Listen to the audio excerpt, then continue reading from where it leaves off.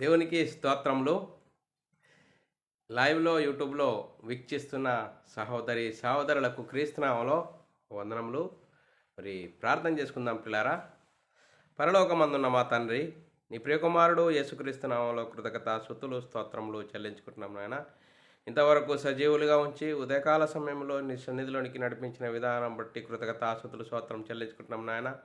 ఈరోజు సంఘంగాను సమాజంగాను కూడుకొని నీ వాక్యం చెప్పాలని ప్రయత్నపడుచుండగా నాకును వింటున్న సహోదరులకు నీ కృపను అనుగ్రహించి వాక్యం విని అర్థం చేసుకుని మా బ్రతుకులు అనుసరించి నీకు మహిమ తెచ్చే వారంగా, ఘనత తెచ్చే వారంగా ఉండే ఘనత భాగ్యం అందరికీ నీ అనుగ్రహించమని యేసుక్రీస్తు నామములో ప్రార్థన అడిగి వేడుకుంటున్నాం తండ్రి, ఆమెన్.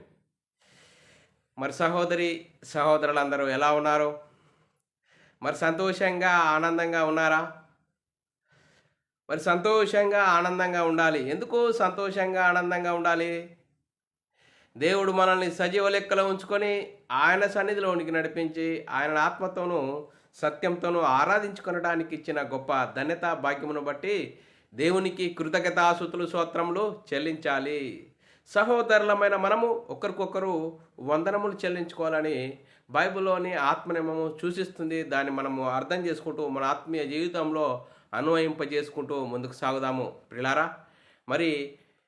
ఈరోజు సంఘానికి వచ్చిన మనం అందరము చాలా అద్భుతమైన అంశము నేర్చుకుందాం పిల్లరా. ఉపదేశమును అనుసరించి నమ్మదైన బోధను గట్టిగా పట్టుకొనుము. చూడండి పిల్లరా, ఈరోజు మరి చాలా అద్భుతమైన అంశం. ఉపదేశమును అనుసరించి నమ్మదగిన బోధను గట్టిగా పట్టుకొనుము అనే అంశము పిల్లారా. మరి ఈ అంశము చెప్పబడుతుండగా ఒక వ్యక్తిని గురించి కానీ, ఒక సంస్థను గురించి కానీ, ఒక సంఘమును గురించి ఉద్దేశించి చెప్పబడినవి కావు. బైబిల్లోని ఆత్మ సంబంధమైన సంగతులతో సరిచేసుకుంటూ మన ఆత్మీయ జీవితాన్ని ఫలభరితంగా చేసుకుంటూ దేవునికి మహిమ తెచ్చే వారంగాను, దేవునికి ఘనత తెచ్చే వారంగా ఉంటూ మన ఆత్మీయ జీవితము దేవుడు మెచ్చే విధంగా ఉంటూ ముందుకు సాగుదాం పిల్లారా. మరి మనము సంఘానికి వచ్చిన మనమందరము సిద్ధంగా మరి వాక్యం విని అర్థం చేసుకుని మన ఆత్మీయ జీవితంలో మనము దేవునికి మహిమ తెచ్చే వారంగా ఉంటూ ముందుకు సాగుదాము పిల్లారా. మరి ఈ అంశానికి మనము మూలవాక్యాన్ని మనం చదువుకున్నట్లయితే పిల్లారా, ఈ అంశానికి మనము మూలవాక్యాన్ని చదువుకుందాం పిల్లారా. తీతుకు రాసిన పత్రిక 1వ అధ్యాయము 9వ వచనం. తీతుకు రాసిన పత్రిక 1వ అధ్యాయము 9వ వచనం. అపొస్తలుడైన పౌలు గారు తీతుకు రాసిన పత్రికలో పిల్లరా, తాను హితబోధ విషయమై జనులను హెచ్చరించుటకును ఎదురాడు వారి మాట ఖండించుటకును శక్తి గలవారమగునట్లు ఉపదేశమును అనుసరించి నమ్మదైన బోధను గట్టిగా చేపట్టుకుని వాడునై ఉండవలెను. చూడండి పరా, హితబోధ అంటే ఆరోగ్యకరమైన బోధ. చూడండి పరా, మరి ఈ అంశంను ఎందుకు నేర్చుకోవాలి అనేది మనం ఆలోచన చేసినట్లయితే, ఉపదేశమును అనుసరించి నమ్మదగిన బోధను గట్టిగా పట్టుకొనుము అనే ఈ అంశంను ఎందుకు నేర్చుకోవాలి అనేది మనం ఆలోచన చేసినట్లయితే పిల్లరా, ఉపదేశం అంటే ఏంటి? చూడండి పిల్లరా, ఉపదేశమును గట్టిగా పట్టుకోవాలి. ఉపదేశం ఏంటి? యేసుక్రీస్తు పరలోకములో ఉన్న దేవునితో సమానుడుగా ఉన్న యేసుక్రీస్తు, పరలోకంలో దేవునితో సమానుడుగా ఉన్న యేసుక్రీస్తు మనందరి కోసము నాలాంటి పాప శరీరాకారం ధరించుకొని మనందరినీ పరలోకంలో ఉన్న కన్న తండ్రి యొద్దకు తీసుకెళ్ళడానికి ఈ లోకానికి వచ్చాడు. ఎప్పుడు వచ్చాడు? ధర్మశాస్త్రము అమల్లో ఉన్న కాలంలో వచ్చాడు. ధర్మశాస్త్రంకు లోబడ్డాడు, ధర్మశాస్త్రం అనుసరించాడు, ధర్మశాస్త్రాన్ని శిలువలో కొట్టివేశాడు, మరణించాడు, సమాధి చేయబడ్డాడు. 3వ రోజున తిరిగి లేచి పరలోకానికి వెళ్ళి పరలోకంలో ఉన్న పరిశుద్ధాత్మను పంపిస్తే ఆ పరిశుద్ధాత్మను పొందుకున్న 12 మంది యేసుక్రీస్తు మరణ సమాధి పునరుద్ధానం గురించి సువార్తను ప్రకటించారు. అందుకోసమే ఆ సువార్తను గురించి మీరు ఉపదేశమును గట్టిగా పట్టుకోండి. నమ్మదగిన బోధ. యేసుక్రీస్తు ఎవరు, ఎందుకు వచ్చాడు, ఏం చేశాడు అనేది మనము ఆ ఉపదేశంను గట్టిగా పట్టుకోవాలి, ఆ సువార్తను గట్టిగా పట్టుకోవాలి. ఆ సువార్తలో ఉంది దేవుని శక్తి. ఆ దేవుని శక్తి ఏం చెప్తుందంటే నేను మనమై ఉన్న ఆత్మను రక్షింపజేస్తుంది. అందుకోసమే ఈరోజు సువార్తను కలిపి చెరిపి మరి భిన్నమైన బోధను ప్రకటించేవారు ఉన్నారు. ఈరోజు ఏం ప్రకటించాలి? యేసుక్రీస్తు మరణ సమాధి పునరుద్ధానం గురించి సువార్తను ప్రకటించాలి. అది తప్ప మరి ఇంకా వేరేదేది ప్రకటించిన అది సువార్త కాదు. చూడండి పిల్లరా, మరి మనం ఆలోచన చేసినట్లయితే పాత నిబంధన చరిత్రలు ఉపమానాలు చెప్పతే మరి ఉపమానాలు చెప్పి కాలం గడపడం కాదు. యేసుక్రీస్తు ఎవరు, ఎందుకు వచ్చాడు, ఏం చేశాడు, ఆయన చేసిన గొప్ప కార్యముల వలన మనకేం లాభము, యేసుక్రీస్తు నమ్ముకుంటే మనకేం లాభము, యేసుక్రీస్తు నమ్ముకోండి అంటే ఎందుకు నమ్ముకోవాలి? ఆయన ఏం చేశాడు? మరణమును నిరర్ధకం చేశాడు, జీవమును అక్షయతను సువార్త వలన వెలుగులోనికి తీసుకొని వచ్చాడు. ఏ మరణం అండి? భౌతిక మరణము, శరీర మరణము. పుట్టినవాడు గిట్టక మానాడని బైబిల్ చాలా చక్కగా చెప్తుంది. పుట్టినవారు ఏదో ఒక రోజు మరణించవలసిన అవసరం ఉన్నది. చూడండి, మరి ఏంటి మరణం అంటే? ఆత్మ మరణము. జీవించుచున్నావన్న పేరు మాత్రం మృతులుగా మరి జీవిస్తున్న పరిస్థితిలో ఉన్నాం. చూడండి పిల్లరా, మరణిస్తే పాతాళానికి జారిపోయే భయంకర పరిస్థితిలో ఉన్నాం.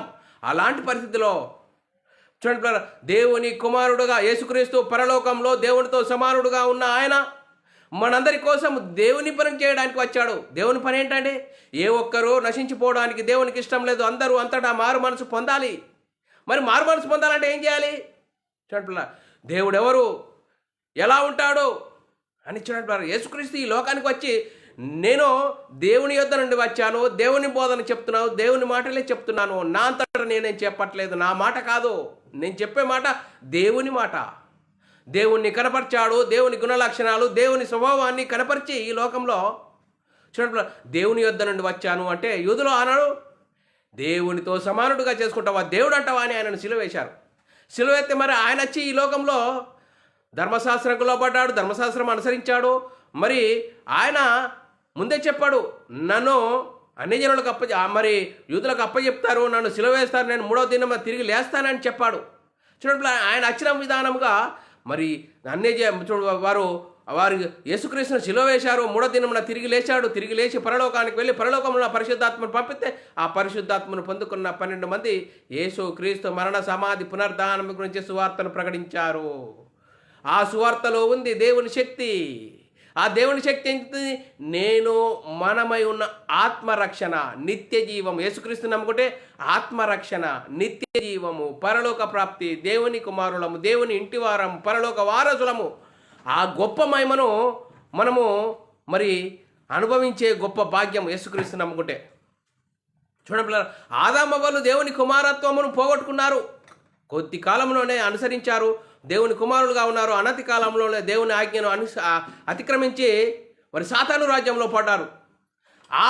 ఇప్పుడు యేసుక్రీస్తును దేవుని కుమారుడు, యేసుక్రీస్తు ప్రభు అని విశ్వసించి యేసుక్రీస్తు నామములో బాప్తిసం పొందడం ద్వారా నువ్వు ఆ ఆదాము అవ్వలు పోగొట్టుకున్న దేవుని కుమారత్వము, దేవుని వారసత్వము పొందుకుంటావు. చూడండి, అప్పుడు మనోనేత్రాలు వెలిగింపబడతాయి. అప్పుడు బైబిల్లోని ఆత్మ సంబంధమైన సంగతులు అర్థమవుతాయి.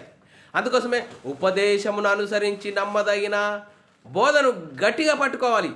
ఏమాత్రము మరి మనము లూజుగా పట్టుకుంటే ఏమైపోతుంది?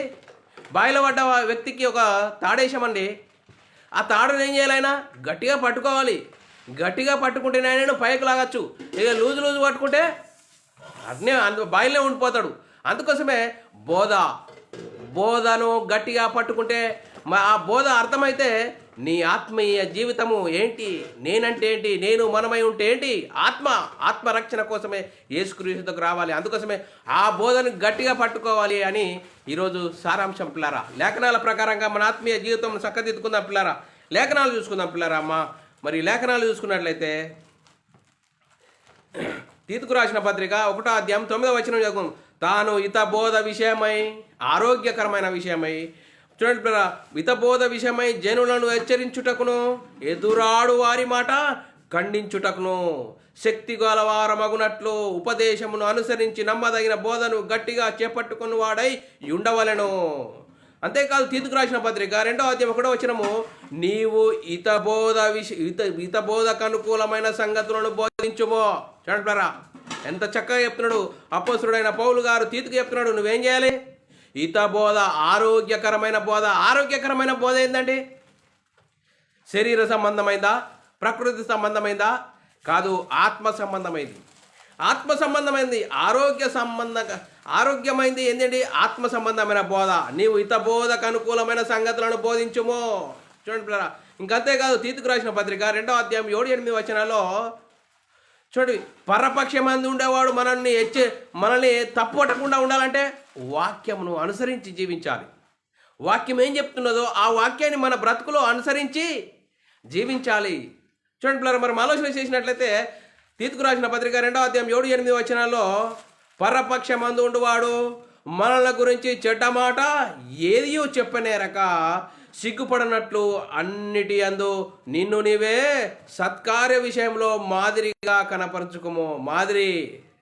మాదిరిగా కనపరచుము. నీ ఉపదేశము మోసము లేనిదిగాను, మాన్యమైనదిగాను, నిరాక్షేపమైన హితవాక్యంతో కూడినదిగాను ఉండవలెను. చూడండి పరా, ఎంత చక్కని మాటలు తీతుకు అపోస్తలుడైన పౌలు గారు చెప్తున్నాడు. నువ్వు మాదిరిగా ఉండాలి, చెప్పడమే కాదు దాన్ని అనుసరించి నీ ఆత్మీయ జీవితము వాక్యం ఏం చెప్తున్నదో దాని ప్రకారంగా మనం ఉండాలి. చెప్పడమే కాదు దాన్ని అనుసరించి జీవించాలి. ఆ వాక్యము మన ఆత్మీయ జీవితంను చక్కదిద్దుతుంది. అందుకోసమే నీ ఉపదేశములు మోసము లేనిదిగాను. చూడండి, ఈరోజు శరీర సంబంధమైన ప్రకృతి సంబంధమైన బోధలు చేయడం వల్ల భిన్నమైన బోధ, చూడండి భిన్నమైన బోధ అనేది జరుగుతున్నది. కల్తీ జరిగిపోయింది బోధ. చూడండి, మోసకరమైనది గాను, మాన్యమైనది గాను, నిరాక్షేపమైన హితవాక్యంతో కూడినదిగా ఉండవలెను. హితవాక్యము ఆరోగ్యకరమైన బోధ, ఆత్మ సంబంధమైంది. ఆత్మలను రక్షించే శక్తి గల వాక్యాన్ని ప్రకటించాలి.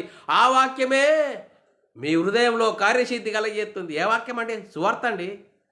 చూడండి పిల్లలు, ఆ సువార్తను ప్రకటించినప్పుడు మేము యేసుక్రీస్తును, మీరు జీవాధిపతిని శిలువకు అప్పగించారు, దేవుడు ఆయనను తిరిగి లేపాడు, దానికి మేమందరము సాక్షులమని అపోస్తలులు యేసుక్రీస్తు మరణ సమాధిని గురించి సువార్తను ప్రకటించారు. చూడండి బ్రదర్, మనం ఆలోచన చేసినట్లయితే హితవాక్యము ఆరోగ్యకరమైన బోధ, యేసుక్రీస్తు మరణ సమాధి పునరుద్ధానము గురించి సువార్త.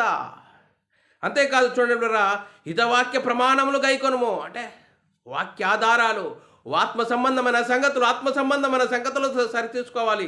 2వ తిమోతి రాసిన పత్రిక 1వ అధ్యాయము 13-14 వచనాల్లో చాలా చక్కగా రాబడ్డది. క్రీస్తు యేసునందు ఉంచవలసిన విశ్వాస ప్రేమలు, చూడండి, క్రీస్తు యేసునందు ఉంచవలసిన విశ్వాస ప్రేమలు కలిగిన వాడవై నీవు నా వలన హితవాక్య ప్రమాణములు గైకొనుము. చూడండి, హితవాక్య ప్రమాణములు గైకొనుము, తెలుసుకొనుము. నీకు అప్పగించిన ఆ మంచి పదార్థములను మనలో నివసించుచు, చూడండి, మనలో నివసించుచు పరిశుద్ధాత్మ వలన కాపాడుము. చూడండి, ఆ వాక్యం ఎప్పుడు ఉంటాయండి? ఆ వాక్యము బైబిల్లోని ఆత్మ సంబంధమైన సంగతులతో మన ఆత్మీయ ప్రయాణంను, మన ఆత్మీయ జీవితంను వాక్యంతో నింపుకోవాలి, ఆత్మ సంబంధమైన సంగతులతో నింపుకోవాలి. చూడండి పిల్లరా, మరి చూడండి పిల్లరా, పౌలు గారు తిమోతికి ఏం చెప్తున్నాడు? నా కుమారుడా, నువ్వు మనసులో చూసి బలం తెచ్చుకోమట్లేడు, క్రీస్తు యేసునందు కృపచేత బలవంతుడవు కమ్ము. చూడండి పిల్లరా, పౌలు గారు తిమోతికి ఏం చెప్తున్నాడు? నా కుమారుడా, చూడండి పిల్లరా, నా కుమారుడా, క్రీస్తు యేసునందున్న కృపచేత బలవంతుడవు కమ్ము. నీవు అనేక సాక్షుల ఎదుట నా వలన వినిన సంగతులను ఇతరులకు బోధించుటకు సామర్థ్యం గల నమ్మకమైన మనుషులకు అప్పగించుము. చూడండి బ్రా, బోధ ఎవరికి అప్పగించాలి? నమ్మకమైన మనుషులకు అప్పగింపాలి. చూడండి బ్రా, అనేకమైన సాక్షుల ఎదుట వినిన సంగతులను ఇతరులకు బోధించుటకు సామర్థ్యం అండి. ఎవరికి? ఇప్పుడు చూడండి పిల్లలు, మనం ఏదైనా ఎవరికైనా పని అప్పచెప్పాలనుకున్నాం, ఆయన ఇంతకుముందు ఏమైనా పని చేసి ఉన్నాడా? ఆ పనిలో నమ్మకం కలిగి ఉన్నాడా? సామర్థ్యం కలిగి ఉన్నాడా? ఆయన ఈ పని చేశాడు, ఆ పని చేశాడు అంటే ఈ పని కూడా చేసే సామర్థ్యం ఆయనకున్నది అని ఆ సామర్థ్యం గల వారికే, నమ్మకమైన సామర్థ్యము గల మనుషులకి అప్పగించము. చూడండి, సువార్తలో ఉంది దేవుని శక్తి. ఆ దేవుని శక్తిని ఈరోజు మనుషుల స్వార్థ ప్రయోజనాల కోసము వాడుకుంటున్నారు. దేవుని శక్తి, ఆ దేవుని శక్తి ఏం చేస్తుంది? నేను మనమై ఉన్న ఆత్మను రక్షింపజేస్తుంది. ఆత్మరక్షణ, నిత్య జీవము, పరలోక ప్రాప్తి, దేవుని ఇంటి వారము, ఇంత గొప్ప భాగ్యాన్ని కలిపి చేరిపి భిన్నమైన బోధ, ప్రకృతి సంబంధమైన బోధ జరుగుతున్నది. చూడండి పిల్లరా, మనం ఆలోచన చేసినట్లయితే ఇంకా కాదు. 2 తిమోతి రాసిన పత్రిక 2వ అధ్యాయం 15వ వచనంలో ఉపదేశము ఎలా ఉండాలట? సత్యవాక్యమును సరిగ్గా ఉపదేశించుటకు నిన్ను నీవే దేవుని ఎదుట కనపరుచుకున్నటకు జాగ్రత్త పడము. చూడండి, మనుషులు చూస్తున్నారు, మనుషులను మోసపరిచేది కాదు, దేవుని ఎదుట నువ్వు బోధిస్తున్నావు. వాక్యము బైబిల్లోని ఆత్మ సంబంధమైన సంగతులను అర్థం చేసుకొని బోధించు. దేవుని ఎదుట యోగ్యునిగాను, చూడండి 2 తిమోతి రాసిన పత్రిక 2వ అధ్యాయం 15వ వచనము, దేవుని ఎదుట యోగ్యునిగాను, సిగ్గుపడనక్కరలేని పనివానిగాను, సత్యవాక్యమును సరిగా ఉపదేశించువానిగాను నిన్ను నీవే దేవునికి కనపరుచుకున్నటకు జాగ్రత్తగా పడుము. చూడండి, జాగ్రత్త పడుమో తిమోతి అంటున్నాడు పిల్లరా. చూడు, దేవుని ఎదుట యోగ్యునిగాను. చూడండి, మనుషుల ఎదుట యోగ్యం కాదు. బైబిల్లోని ఆత్మ సంబంధమైన సంగతులు సరిగ్గా చెప్పాలి. ఏ వాక్యంలో ఆత్మ సంబంధమైన వాక్యంలో కలిపి చెరపకూడదు. ఆ వాక్యం ఉన్నది ఉన్నట్లుగా చెప్పాలి. యేసుక్రీస్తు ఎవరు, ఎందుకు వచ్చాడు, ఏం చేశాడో, ఆయన చేసిన గొప్ప కార్యం వల్ల మనకు ఈ లోకంలో మనము క్రీస్తు యేసునందు విశ్వాసం ఉంచిన మనము క్రైస్తవులమైన వారికి ఏంటి లాభం? ఈ లోక సంబంధమైన లాభమా? ఈ లోక సంబంధమైన లాభము 60, 70, 80 సంవత్సరాల కోసమే కాదయ్యా. యుగ యుగాలు దేవుని చేద్దా ఉండే పరలోకం చేరే గొప్ప భాగ్యం. ఈ భాగ్యాన్ని గురించి చెప్పబోయా. దేవుని మహిమ, చూడండి, యేసుక్రీస్తు ఈ లోకంలో ఈ క్రీస్తు మహిమను ధరించుకుంటే ఏంటి? దేవుని కుమారులం, దేవుని ఇంటి వారం. ఆ మహిమను గురించి చెప్పయ్యా.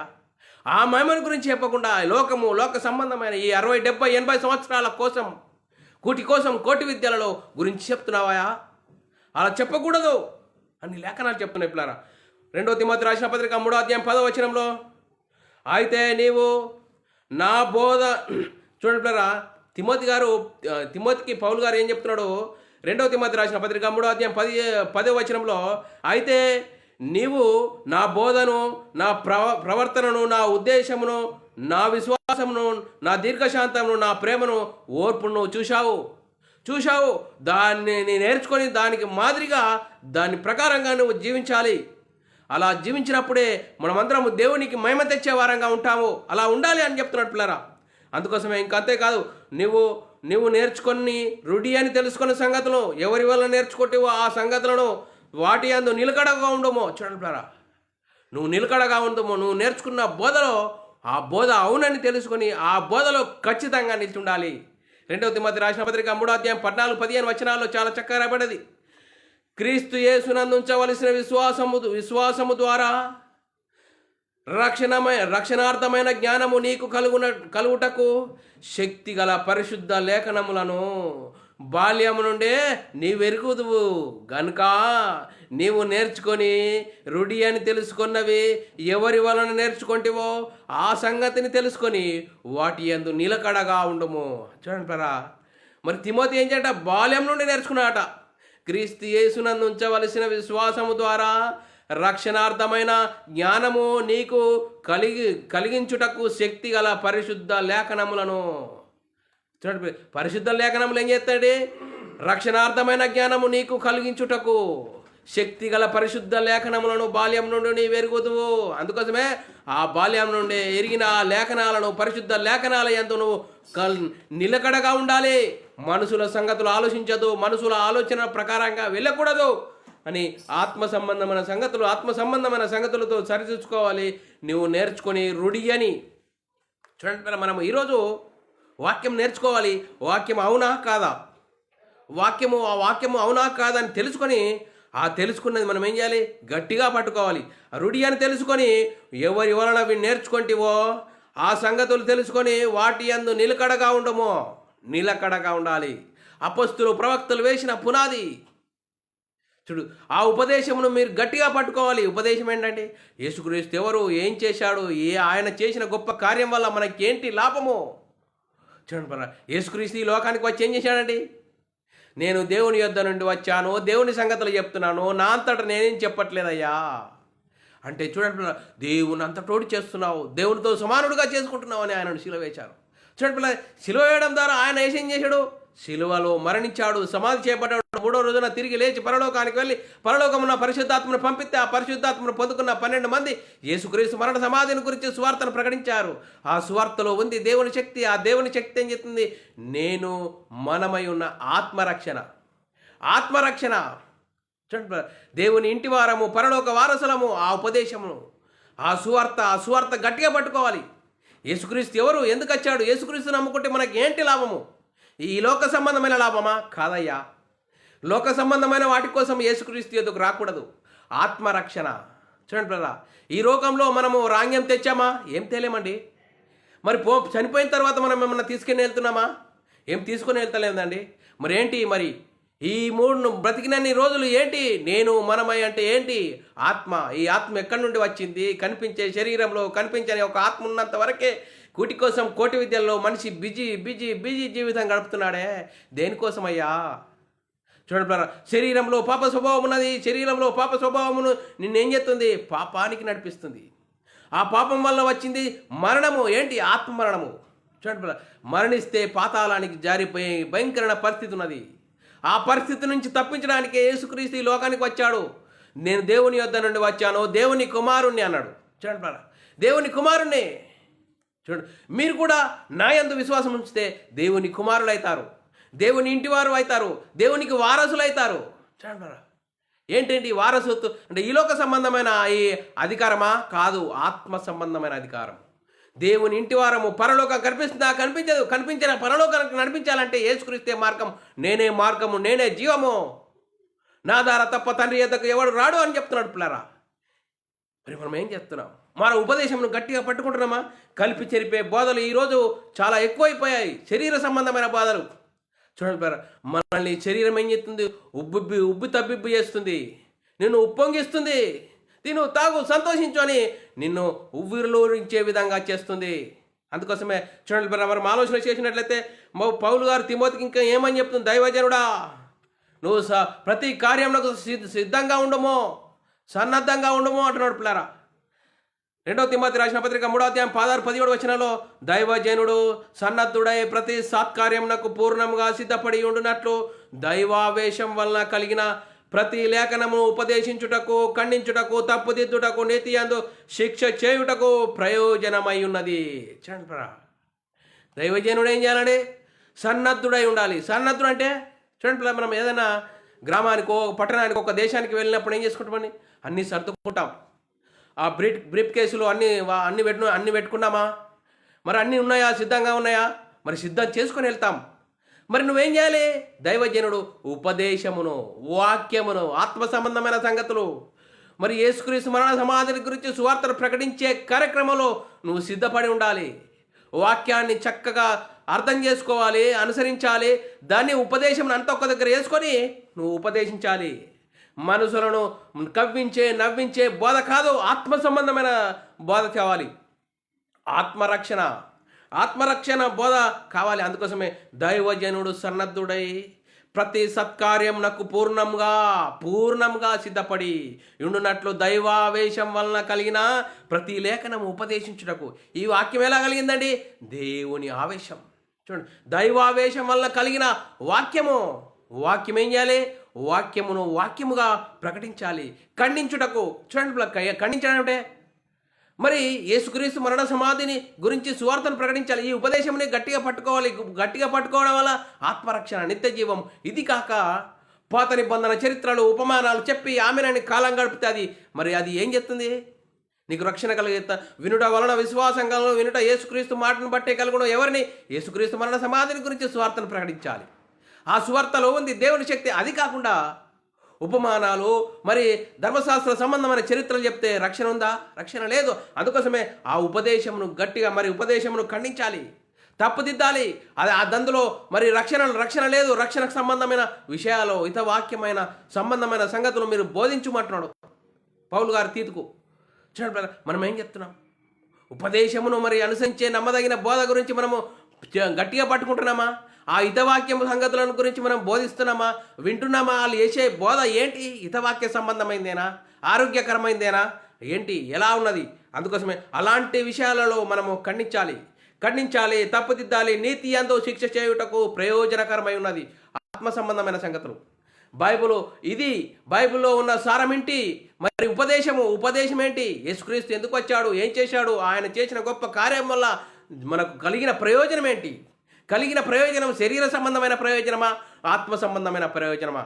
హితవాక్యము ఆరోగ్యకరమైన బోధ, ఆత్మ సంబంధమైన బోధ, ఆత్మ సంబంధమైన సంగతులు ప్రకటించాలి. ఆత్మ సంబంధమైన సంగతులు సువార్త ప్రకటించడం ద్వారా ఆ వాక్యమే మీ హృదయంలో కార్యసిద్ధి కలిగజేసే బోధ చెప్పాలి. అందుకోసమే పౌలు గారు తిమోతికి చాలా చక్కగా చెప్పాడు.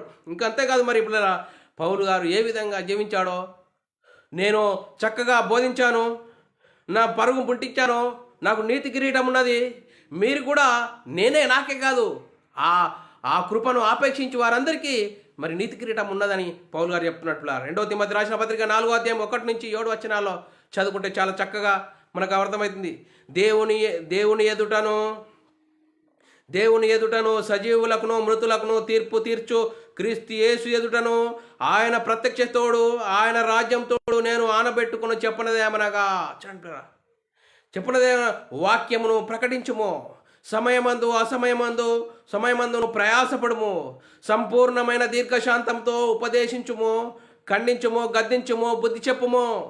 ఎందుకనగా జనులు బోధను సహించక, చూడండి జనులు ఏం చేస్తారట, బోధను సహింపక దురద చెవులు గలవారై తమ స్వకీయ దురాశలను అనుసరించి తమ అనుకూలం చూడండి చేస్తారట, తమ స్వకీయ దురాశలను అనుకూలమైన బోధకులను తమ కొరకు పోగు చేసుకుని సత్యమునకు సెవినీయక కథల వైపునకు తిరుగు కాలము వచ్చును. చూడండి పరా ఏం చేస్తుండే, కల్పనా కథలు, సత్యమునకు సెవినీయక హితబోధకు మరి హితబోధను సహించేవారు కాదట. చూడండి, ఆరోగ్యకరమైన బోధ, ఆత్మ సంబంధమైన సంగతులు సహించేవారుగా లేరు. దురద చెవులు గార వారై తమ స్వకీయ దురాశలకు అనుకూలమైన బోధకులు. చూడండి, ఆయనను వారిని కవించి నవ్వించి ఇలా అలా లోక సంబంధమైన వాక్చాతుర్యమైన మాటలతో లోక సంబంధమైన ప్రకృతి సంబంధమైన బోధలు చెప్పడం వల్ల వాళ్ళు నవ్వుతారు, కవ్వుతారు, వాళ్ళకు అనుకూలమైన బోధకులను పోగు చేసుకుంటారట. సత్యమును సెవినీయక కల్పన కథల వైపు తిరుగు కాలం వచ్చును. అందుకోసమే అయితే నువ్వేం చేయాలా, నీవు అన్ని విషయంలో మితముగా ఉండమో. నువ్వేం చేయాలా, బోధకుడివి, అన్ని విషయాల్లో మితముగా ఉండము, శ్రమపడము, సువార్తికునిగా పనిచేయము, నీ పరిచర్యను సంపూర్ణంగా జరిగించము. నువ్వేం చేయవు, మితముగా ఉండము, శ్రమపడడం అంటే సువార్తను గురించి ఆత్మ సంబంధమైన సంగతులు చదవాలి, వినాలి, అర్థం చేసుకోవాలి. ఇది అవునా కాదా ఏంటి, వాక్య సందర్భాలన్నీ ఒక్క దగ్గరికి క్రోడీకరణ చేసుకొని శ్రమపడము, సువార్తికునిగా పనిచేయము, నీ పరిచర్యను సంపూర్ణంగా జరిగించము. నేను వెడలిపోయి చూడండి నేను ఇప్పుడే ప్రాణార్పణముగా పోయబడుచున్నాను, నేను వెడలిపోవు కాలము సమీపమై ఉన్నది. అయ్యా తిమోతి, నేను వెళ్ళిపోయే అవకాశం ఉన్నది, నా కాలము దగ్గరికి వచ్చింది అంటున్నాడు పౌలు గారు తిమోతికి చెప్తున్నాడు. మంచి పోరాటము పోరాడి తిని. చూడండి పౌలు గారు ఎంత స్పష్టంగా చెప్తున్నాడు. నేను మంచి పోరాటం పోరాడితే నా పరుగు కడముట్టించి తినే విశ్వాసమును కాపాడుకుంటుని. ఇక మీదట నా కొరకు నీతి కిరీటము ఉంచబడి ఉన్నది. చూడండి ఎంత పౌలు గారు ఎంత కాన్సెప్ట్గా, నేను మంచి పోరాటం పోరాడాను, నా పరుగు తుదముట్టించాను, నాకు నీతి కిరీటం ఉంచబడి ఉన్నది. ఆ దినమందు నీతి గల న్యాయాధిపతి అయిన ప్రభు అది నాకు మాత్రమే కాకుండా తన ప్రత్యక్షతను ఆపేక్షించు వారందరికీ అనుగ్రహించును. నేను కష్టపడ్డాను, నేను నా పరుగు తుదముట్టించాను, నాకు నీతి కిరీటం ఉంచబడి ఉన్నది. నాకుగా మాత్రమే కాదు, ఆ ప్రత్యక్షతను ఆపేక్షించు వారందరికీ అనుగ్రహింపబడినటువంటి పిల్లరా. చూడండి పౌలు గారు ఎంత మంచి పోరాటం పోరాడట. చూడండి మనం ఏదైనా మంచిగా కష్టపడి పనిచేసినప్పుడు ఆ పనిలో మనం ఎంత స్పష్టంగా మాట్లాడతాము, నేను మంచి పని చేశానండి. చూడండి పౌలు గారు ఏం చేశాడు, ఉపదేశమును బోధించాడు, హితవాక్యమును, ఆరోగ్యకరమైన బోధము, ఆత్మ సంబంధమైన సంగతులు. చూడండి పౌలు గారి బోధలో నా కుమారుడా తిమోతి అంటున్నాడు. నువ్వు దేవుని కృపచేత క్రీస్తు యేసునందు కృపచేత బలవంతుడవు కమ్ము. మనుషులు చెప్పే బోధ కాదు, ఆత్మ సంబంధమైన సంగతులు బోధించాలి. మనుషులు కల్పించే పద్ధతులు కాదు, దైవోపదేశంలో వాటి గురించి కాదు, కల్పన కథలు చెప్పకూడదు. ఆత్మ సంబంధమైన బోధ, బైబిల్లోని ఆత్మ సంబంధమైన బోధ, సువార్తల గురించి ప్రకటించాలి. అందులో ఉంది దేవుని శక్తి, ఆ సువార్తలో ఉంది రక్షణ. చూడండి, అది గురించి ప్రకటించాలయ్యా, సువార్త ప్రకటించాలి. ఆ ఉపదేశం అనుసరించి నమ్మదైన బోధను గట్టిగా పట్టుకొనము. ఆ గట్టిగా పట్టుకోవడం వల్ల ఆత్మరక్షణ, నిత్య జీవము, పరలోక ప్రాప్తి, దేవుని ఇంటివారము, ఇలాంటి బోధ బోధించాలి. ఈరోజు కల్పన కథలు చెప్పేవారు ఉన్నారు. మొదటి శతాబ్దంలో చెప్తున్నాడు. కల్పన కథలు వినడానికి తమ కొరకు బోధకులను పోగు చేసుకుంటారట.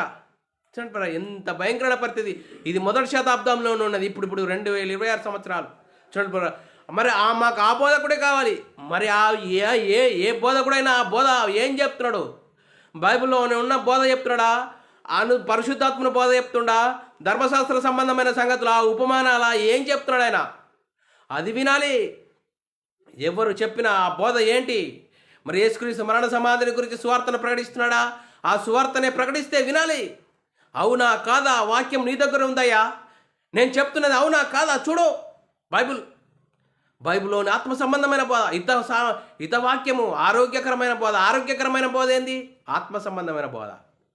చూడండి, ఆత్మ సంబంధమైన బోధ బోధించాలి. ఈరోజు మనుషులను కవ్వించి నవ్వించి ఏ బోధ బోధించకూడదు. అలాంటి బోధకులు కోకొల్లుడైపోయారు. చూడండి, ఈరోజు సత్యవాక్యం చెప్తే వినే బోధకులను వినేవారే లేరు. చూడండి, ఏంటి మరి మనం ఎలా ఉన్నాం, ఎలాంటి పరిస్థితిలో ఉన్నాం? ఆ ఉపదేశంను గట్టిగా పట్టుకోవాలని వాక్యం చెప్తున్నదే, మరి గట్టిగా పట్టుకుంటున్నామా? చూడండి, అంతేకాదు, మరి విశ్వాస సుబోధ సంబంధమైన వాక్యం పట్టుకోవాలి. మొదటి తిమోతి రాసిన పత్రిక 4వ అధ్యాయం 6-7 వచనాల్లో, ఈ సంగతులను సహోదరులకు వివరించిన ఎడల నీవు అనుసరించుచు వచ్చిన విశ్వాస సుబోధ సంబంధమైన సంగతుల చేత పెంపారుచు క్రీస్తు యేసునకు మంచి పరిచారకుడు అయి ఉండము. చూడండి, విశ్వాస సంబంధమైన బోధ మరి బోధించడం వల్ల మంచి పరిచారకుడు అయి ఉండము. చూడు, అపవిత్రమైన ముసలమ్మ ముచ్చట్లను విసర్జించము. దైవభక్తి విషయంలో నీకు నీవే సాధకం చేసుకొనము. చూడండి, దైవభక్తి విషయంలో నీకు నీవే సాధకం చేసుకొనము. చూడండి, దైవజనుడు ఎలా ఉండాలి, ఏ విధంగా ఉండాలి? అందుకోసమే మరి తిమోతి జాగ్రత్త, నిన్ను గురించి, నీ బోధన గురించి జాగ్రత్త పడమంటున్నాడు. జాగ్రత్త ఉండాలి. మనం ఏం చేస్తున్నాం? మన బోధ సరిగ్గా ఉందా? బైబిల్ సమర్థిస్తుందా? బైబిల్ ప్రకారంగా ఉందా? ఆత్మ సంబంధమైన బోధన అనేది జాగ్రత్త కలిగి ఉండము. మొదటి తిమోతి రాసిన పత్రిక 4వ అధ్యాయం 16వ వచనంలో, 4, 16, 17 వచనాల్లో మరి నిన్ను గురించి, నీ బోధన గురించి జాగ్రత్త కలిగి ఉండము. వీటిలో నిలకడగా ఉండము. నీవు చేసి నిన్ను నీ బోధ రక్షించుకుందువు. నీవు చేసే బోధలో సరిగా నిల్చున్నప్పుడు జాగ్రత్త కలిగి ఉండము. అలా ఉండడం వల్ల నీవును నీ బోధ అందరూ రక్షింపబడతారు. బాగుగా పాలన చేయుచు పెద్దలను విశేషంగా వాక్యమందు ఉపదేశమందును ప్రయాసపడు వారిని రెట్టింపు సన్మానమునకు పాత్రులుగా ఎంచవలను. చూడండి, ఆత్మ సంబంధమైన బోధలు, ఆత్మ సంబంధంగా అనుసరించి జీవించిన వారిని గురించి మనము రెట్టింపు సన్మానమునకు పాత్రులుగా చేయాలి. వారిని ప్రేమించాలి అంటున్నాడు పిల్ల. అందుకోసమే మరి తిమోతి జాగ్రత్త కలిగి ఉండము. ఈరోజు బోధ ఆ రోజే మొదటి శతాబ్దంలోనే ఆ బోధను జాగ్రత్త కలిగి ఉండమంటున్నాడు. ఉపదేశంను గట్టిగా పట్టుకోమంటున్నాడు పిల్లరా. అందుకోసమే పౌలు గారు తిమోతికి, నేను మరి విశ్వాసమును కాపాడుకుంటున్న పరుగు తుదముట్టించి తిని, ఇక మీదట నాకు నీతి కిరీటం ఉంచబడి ఉన్నది. నాకు మాత్రమే కాదు తన అపేక్షను, తన ప్రత్యక్షతను ఆపేక్షించి వారందరికీ అనుగ్రహింపును అంటున్నాడు పిల్లరా. అందుకోసమే హితవాక్యము ఏంటండి? హితవాక్యము ఆరోగ్యకరమైన బోధ ఏంది? ఆత్మ సంబంధమైన బోధ ఏంది? అపొస్తలులు, ప్రవక్తలు దేని గురించి ప్రకటించారు? యేసుక్రీస్తు మరణ సమాధి గురించి సువార్తను ప్రకటించారు. అపొస్తలుడైన పౌలు గారు దేన్ని ప్రకటించాడు? సువార్తను ప్రకటించాడు. యేసుక్రీస్తు మరణ సమాధిని గురించి అపొస్తలుడైన పౌలు గారు సువార్త ప్రకటిస్తుంటే, యేసుక్రీస్తు మరణ సమాధి పునరుత్థానం లేదు, ఏం లేదు అంటున్నాడు ఆ కాలంలోనే. అందుకోసమే యేసుక్రీస్తు లేవకుంటే ఎలా?